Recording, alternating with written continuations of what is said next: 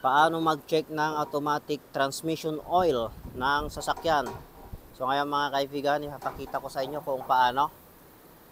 So ito ay tapos nang mapalitan yung kanyang automatic transmission fluid. So dito, painitin nyo muna yung inyong makina bago kayo mag-shift ng reverse at saka drive. So ito ay napainit na kaya nag-shift na siya ng reverse at saka drive.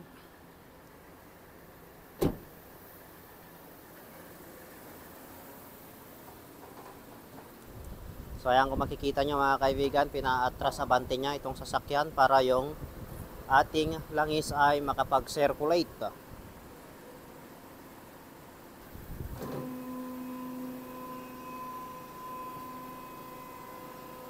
So pagkatapos nyo yung proseso mga kaibigan ay taas na itong sasakyan, saka naman tayo pumunta dito sa ilalim.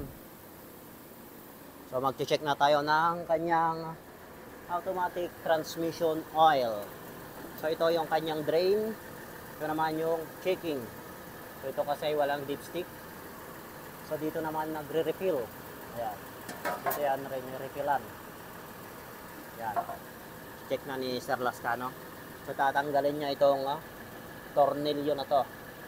So dapat mayroon tatagas dito na langis.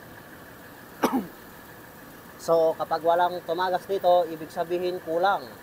Okay? So dapat may tatagas. So dapat mga kaibigan, kapag nagpapalit kayo ng automatic transmission fluid nang walang dipstick, ay pasobrahan nyo yung langis na inyong ilalagay. Katulad nyan. Yan. Yung kanyang langis. Yan, mapula pa yan. Yan yung bago niyang langis. So dapat nakaandar itong makina kapag nag-check kayo mga kaibigan ha. Huwag niyong papatayin. So kapag humina na yung tulo, yun na yung kanyang saktong sukat. Kapag ganyang nakalakas mga kaibigan, yan kapag ganyan no. So kapag ganyan na, ayos na yan. Para kapag gustong ipa-check, ay mayroon siyang tutulo. Para hindi sabihin ng mekaniko na kulang. Okay?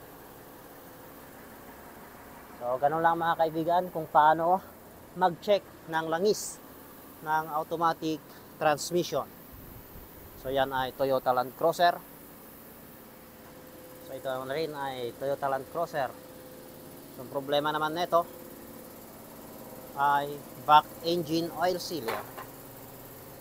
Ito. So, ating gawa dito. Ito.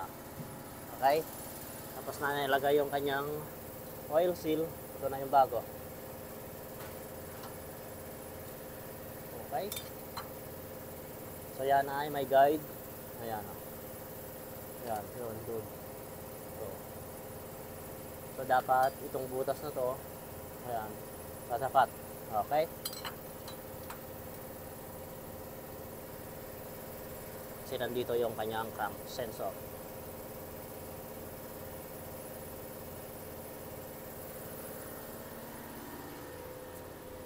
Okay, yun lang mga kaibigan.